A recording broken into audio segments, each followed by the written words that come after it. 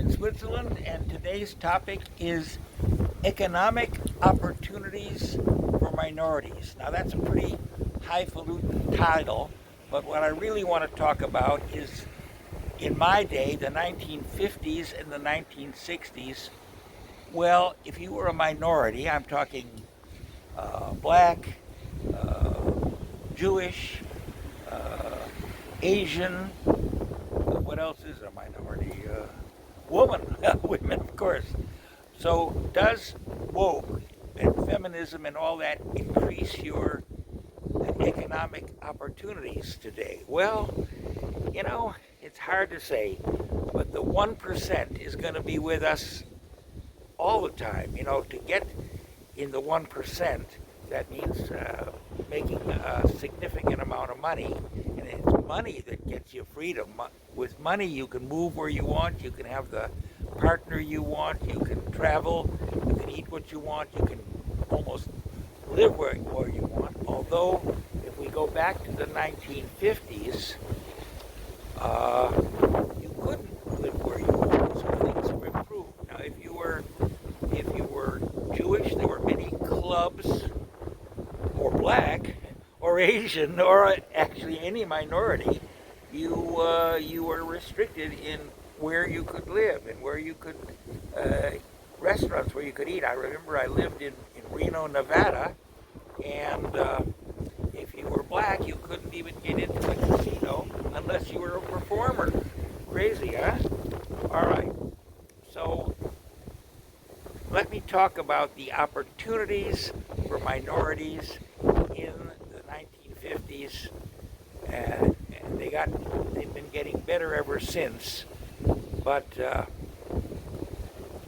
not every woman, no matter how effective woke philosophy may be, not every woman is going to be the CEA of a major company, because there are only a few hundred major companies around. And the population in the USA is something well over 300 million. So 600 job openings doesn't give you a big percentage. All right, so let me talk about economic opportunities for minorities in the 50s. Well, who'd have thought that big cactus is going to be growing on the shore of Lake Lugano? Well, you just saw it, and of course it isn't a real cactus, it's a statue of a cactus. Very artistic, I guess you'd say. All right, economic opportunities in the 50s. You know what? Same as today. Entertainment, if you're a minority, entertainment is one of the places where you can get ahead, make lots of money. So musicians, Louis Armstrong was a important musician then, and today we have rock stars that are making lots of money, and most musicians are minorities. They're blacks, Filipinos, plenty of Jewish singers. Amy Winehouse was one of them. In the 50s, I remember the highest earning black performer was a tap dancer. And then there was movie stars like Dorothy Dandridge. And what most people have forgotten is that the minorities usually had their own world, so that there were black movies made for black people, theaters, casinos, and everything that served minorities. Of course, if you were Jewish between 1900 and 1950, steel and manufacturing, Ford, were all closed to you, and if you had a strong back, maybe you could get a job in the low level. But as I said, I actually knew people who did pretty well. For instance, I had a girlfriend who started as a person who played like today you'd call it a disc jockey, but she played classical music on a small New York radio station. As time passed and her following grew, she got into a bigger station and a longer program, interviewing classical music artists and playing their music. And then the same lady, got into promoting concerts, classical music. And she became a pretty important figure in the classical music world. She was both female and Jewish. So there's a double minority for you. So show business then and now is a great place for, well, let's call it different people. And in art as well.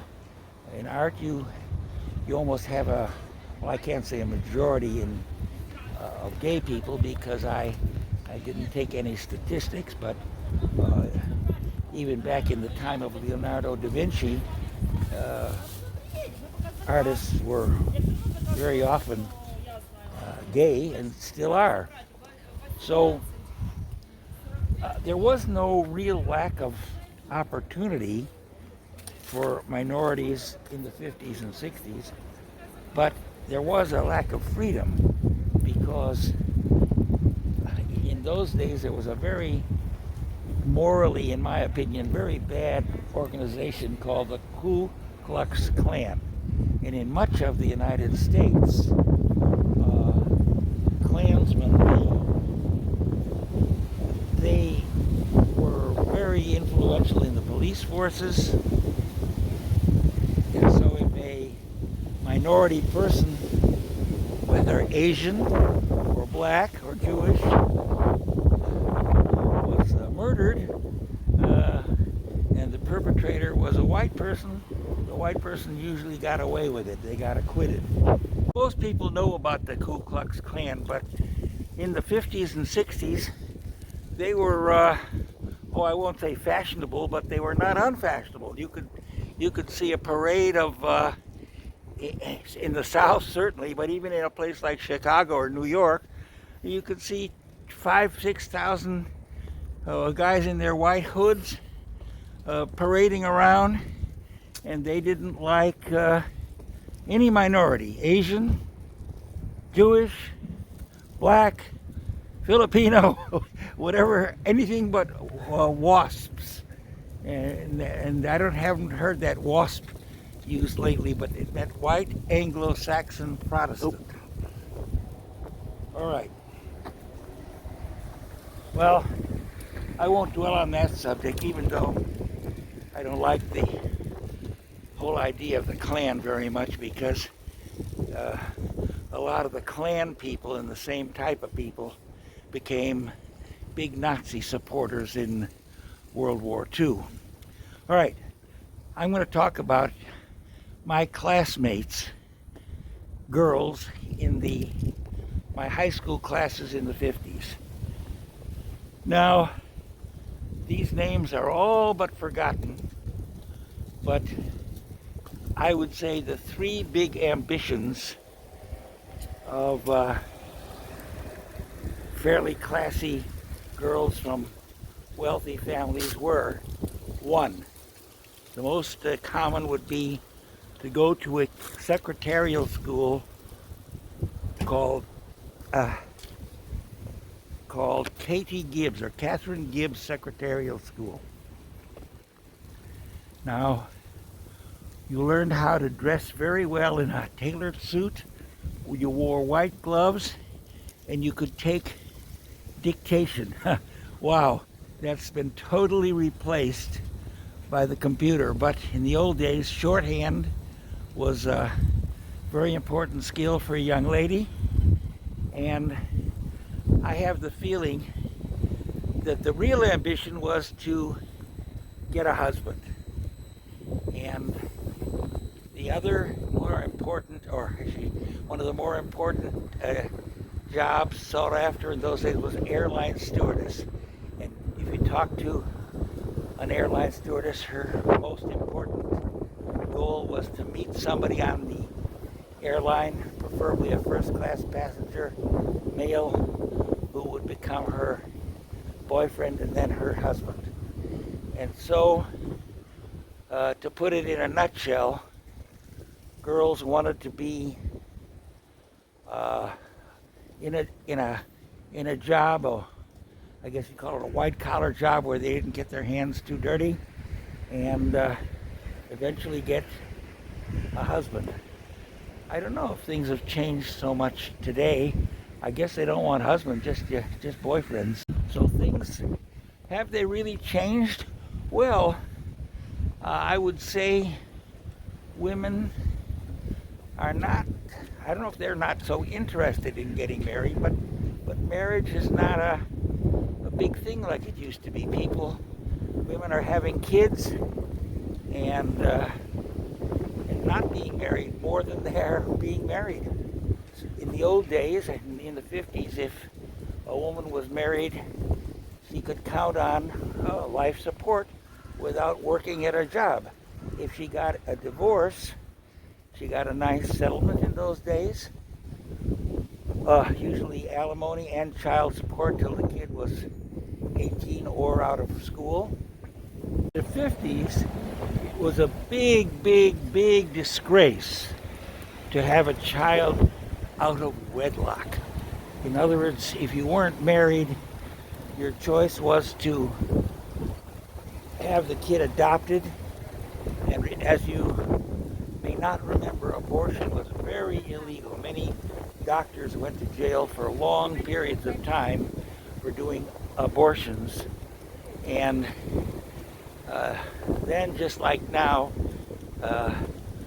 anti-abortion laws were really much worse for poor people than for rich people, because if you were a wealthy person, you could go to Mexico or Japan and have what they used to call a DNC, dilation and curettage, another word for abortion, in a nice clean hospital with a first-class doctor. But if you were poor, you went to some old witch with a coat hanger and probably got infected and maybe died. So I was very glad to see when the abortion laws were liberalized and poor folks could get the same consideration as rich people. Okay, so the next topic is, well, how could women make money back in those days? Well, there were lots of ways. In the 50s, one of the parents of one of my friends was a lady who was a real estate broker, and she was dealing in expensive homes and probably be making the equivalent of at least $1 million a year in terms of today's purchasing power. And many minority people went into cosmetics because you didn't need much money to start a little factory in your basement and take some fat and mix it up with some perfume and call it vanishing cream. I remember that's what everybody was buying in those days, vanishing cream. I don't think they use that word anymore. But you put that stuff on your face and it was supposed to cure wrinkles. There was no such thing as makeup for men or men cosmetics. That came along later. So real estate, entertainment,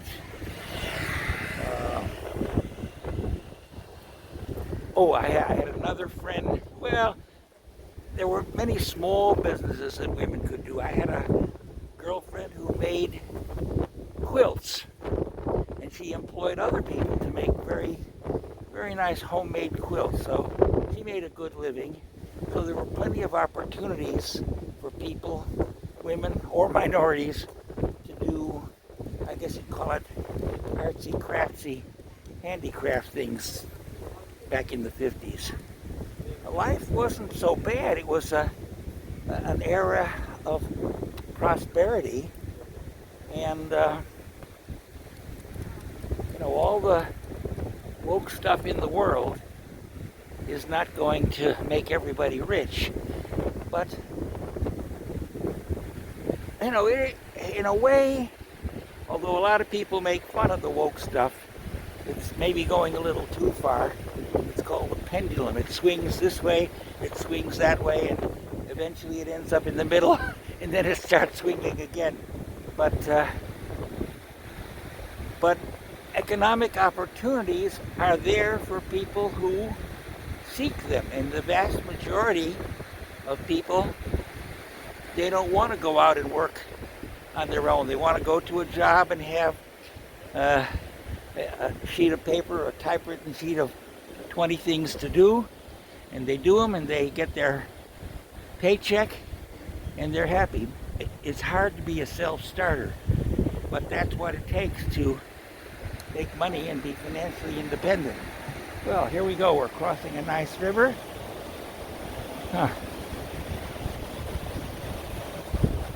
So how about justice? Well, I certainly wouldn't look to a government for justice. I think there's an old saying that the Department of Justice of the USA is to justice as military music is to music. It's prosecutors are out to get promotions and become politicians, and they want convictions. And the fact is that if you are involved in a legal case, a criminal case, guilty or not, there's a 95 or better chance you're going to be convicted.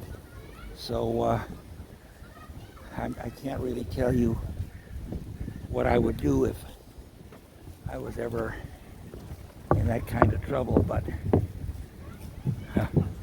the answer is don't expect to be acquitted. That only happens in movies. Are things better now than they were in the 50s?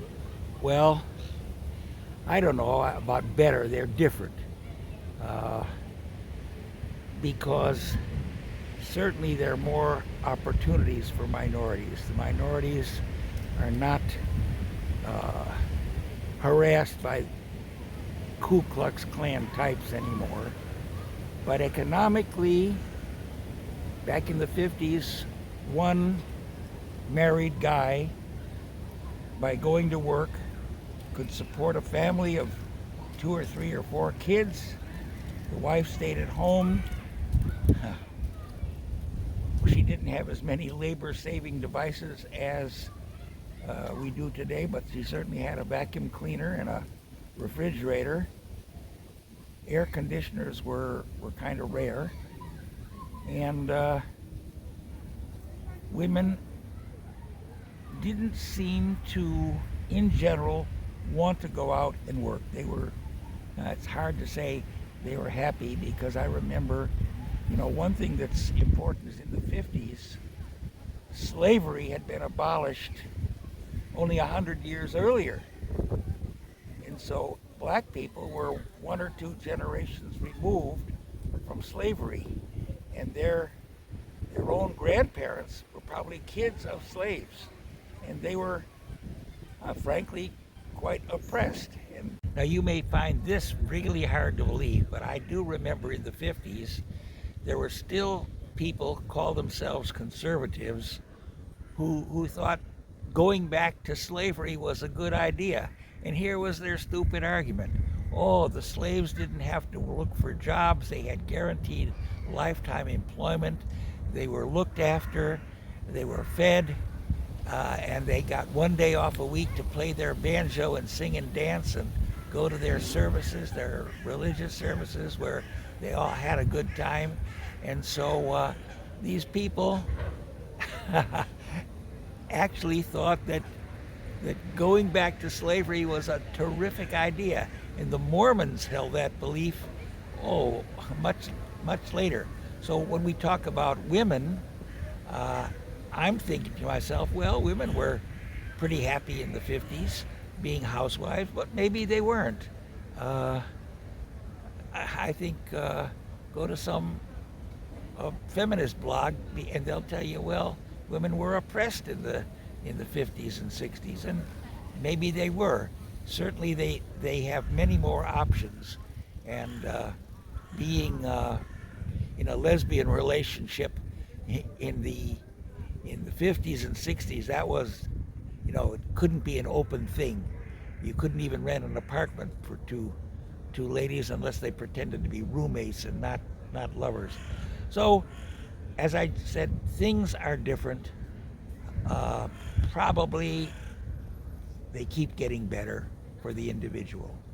And that's it for today.